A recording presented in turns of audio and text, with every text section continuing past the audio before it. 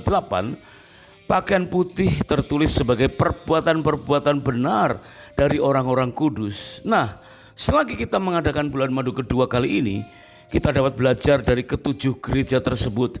Kita dapat mempelajari tentang apa yang tidak disukai Tuhan, yaitu yang hidupnya tidak intim dengan Tuhan, sekedar aktivitas karena banyak orang melakukannya, ya, yang justru meninggalkan iman yang alkitabiah, yang bersikap toleran terhadap para pemimpin jemaat atau guru atau pengerja awam yang amoral, yang mati rohani. Contohnya di kota Sardis, ya, suam-suam kuku yang di Laodikia ini, yang menggantikan kekudusan, kebenaran, hikmat rohani dengan keberhasilan secara duniawi.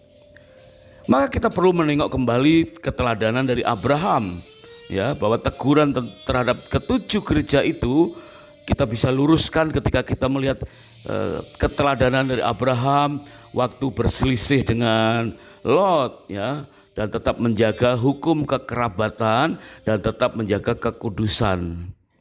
Di mata Tuhan, keluarga-keluarga di Laodikia yang meskipun berkata aku kaya dan aku telah memperkayakan diriku dan aku tidak kekurangan apa-apa, tetapi di mata Tuhan mereka sedang tidak tahu bahwa mereka sesungguhnya melarat, malang, miskin, buta, dan telanjang.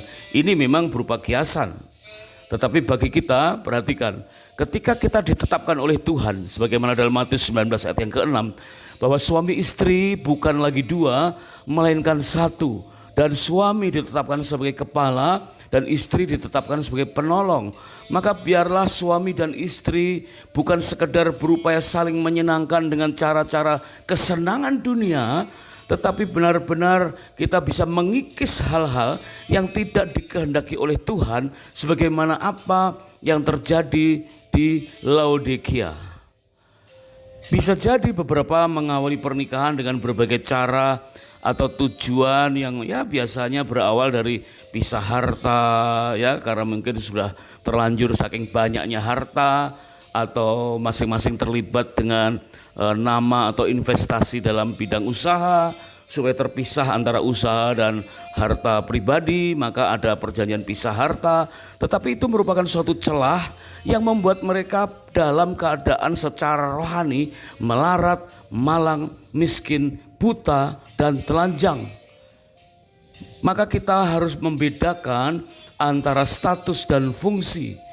Kita akan belajar bagaimana cara untuk mengenal apa yang disukai dan yang tidak disukai Tuhan, yaitu bahwa kita mungkin berstatus sebagai orang yang diberkati, kita mengejar status sebagai orang yang diberkati, padahal kita, ya, Tuhan inginkan supaya kita berfungsi menjadi berkat, sebagaimana Abraham, diberkatilah orang yang memberkati engkau, dan kemudian Abraham juga menjadi berkat. Wah, luar biasa, ya. Abraham mengabaikan sekedar status diberkati dengan lebih memilih kita menjadi berkat. Maka Abraham, ya, mempersilahkan Lot untuk memilih apa yang dipandang mata baik oleh Lot dan tidak mempersoalkan pilihannya. Dia berserah kepada Tuhan. Bapak, ibu, suami istri yang sedang mengadakan honeymoon yang kedua, sebagai pola pernikahan yang dapat kita ambil kisahnya sebagai peringatan, yaitu kota Laodikia ini, atau Laodicea, yang memiliki arti justice of the people, yaitu keadilan atau kekuasaan rakyat, semacam gereja yang menerapkan demokrasi yang justru mengakibatkan gereja itu membusuk, runtuh. Bahkan kota Laodikia sekarang kita bisa temukan hanya tinggal puing-puingnya saja. Mereka membiarkan dirinya terlalu lama tidak bergairah dalam ibadah mereka. Mereka mungkin semangat dalam kegiatan-kegiatan lain, ya, di luar gereja, kegiatan-kegiatan lain, tapi hati mereka suam-suam kuku dan tidak sungguh-sungguh mengasihi Tuhan. Kita perlu belajar dari kesalahan Laodikia ini dan benar-benar kita bisa mendapatkan apa yang disukai Tuhan, yaitu hanya mengandalkan Tuhan dengan memakai pakaian putih, yaitu kebenaran menurut standar Tuhan.